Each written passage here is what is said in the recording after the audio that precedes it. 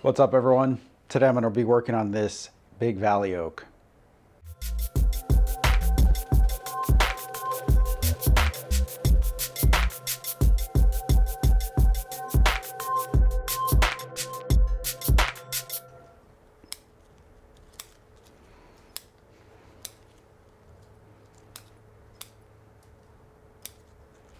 All right, well, as you might be able to tell, the first thing I'm going to do here is to remove all these leaves, and the tree is just starting to go dormant. It's a tree that I collected the acorn in the Sacramento area, Roseville actually, and then I actually started the acorns in the ground in my backyard here in San Francisco, and then I dug them up, put them into containers, took them to Southern California, planted them in the ground there, dug them up a second time, put them in containers, brought them back to Northern California. So it's been a long journey with these guys, almost 18 years now, and this one is one of just a few of them that I've kept for the long term. And so I'm looking at removing the leaves first so that I can see what the structure looks like, very similar to other deciduous trees. And then I'm going to do some branch cutback in order to get this tree moving along again.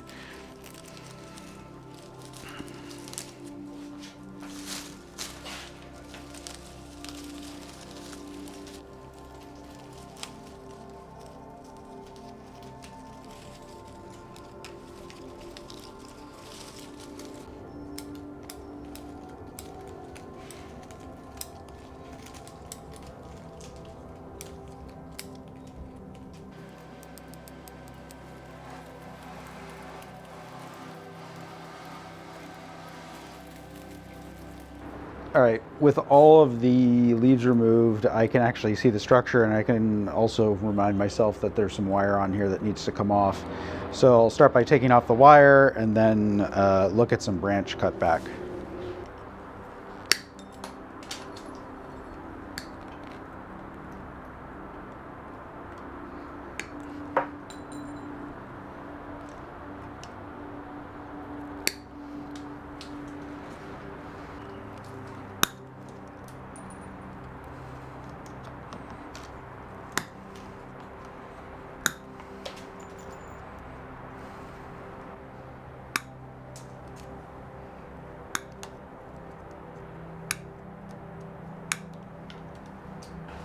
All right, with all the leaves and the wire off, I can go through and prune this back, and there's obviously some branches on here that have just been grown out and haven't ever really been pruned. It was just sort of, the tree got a little bit weak the year before last, but I actually had it sitting in this pot and let it escape root into the ground out at the farm this past summer.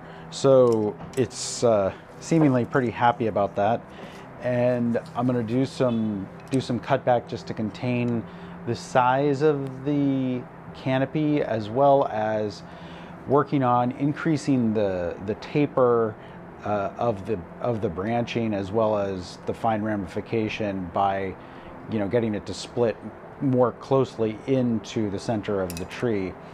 Now, the trunk's by no means perfect, but it's a big tree and it's kind of cool, so I'm going to keep working with it as is. I'm awfully tempted to air layer this part off, but I'm not going to do that right now.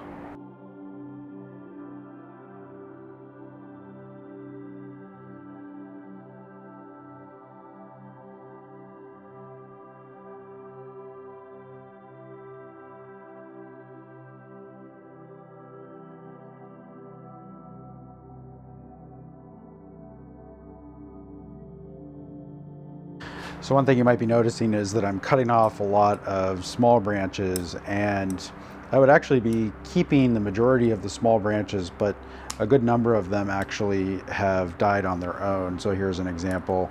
If I touch it, it just kind of falls off. In that case, there's another twig right next to it that was live. But so I'm taking off those small branches that have died, as well as cutting back the larger ones that are not going to be as useful, and clearing out sections. But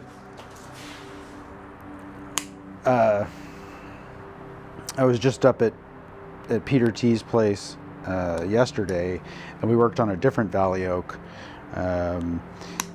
Actually, I think I've done a video on that one before, but we worked on a different valley oak, and one of the things that we talked about was that if you let the top grow as much as it would naturally grow, you end up shading out all the bottom branches with the foliage. So cutting back the top harder stimulates more growth down below, if only because of the amount of light that is being allowed down there. So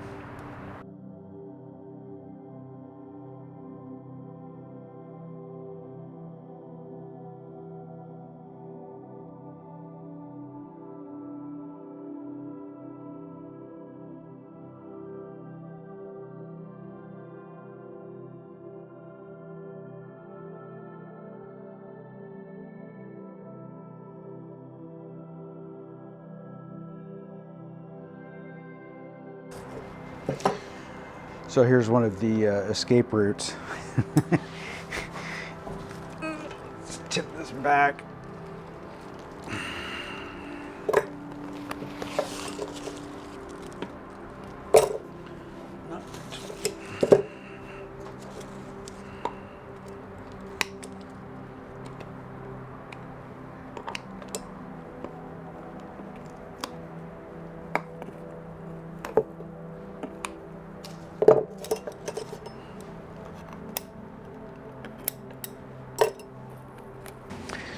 All right, well, at a little bit less than 18 years old, this tree is really not that old in terms of a bonsai. So I'm hoping that today's work in terms of trimming and cutting back branches will help this continue to develop.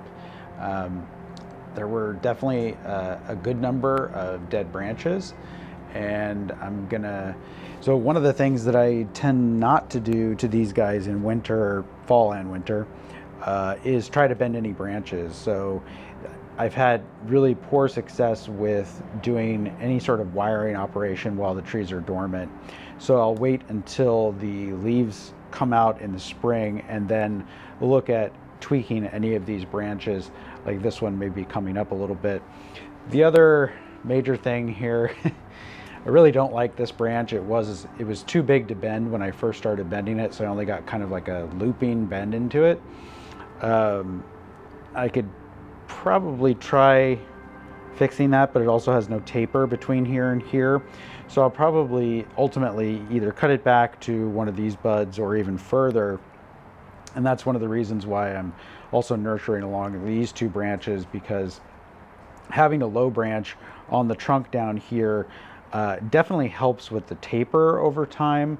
You can see that this is significantly larger than the section above it, and I think it has a lot of nice oak character to it, so that if I keep these low branches, it will look more like a wild oak tree.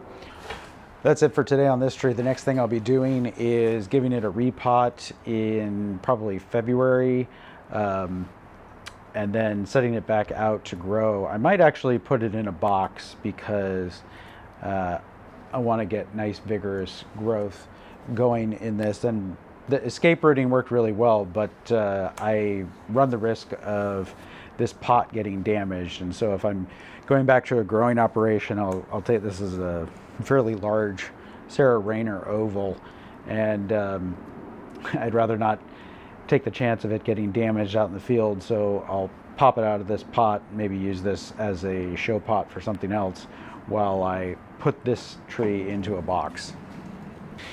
If you have experience growing California native valley oaks or other deciduous oaks, share your experience in the comments below. Thanks everyone for watching. We'll see you next time.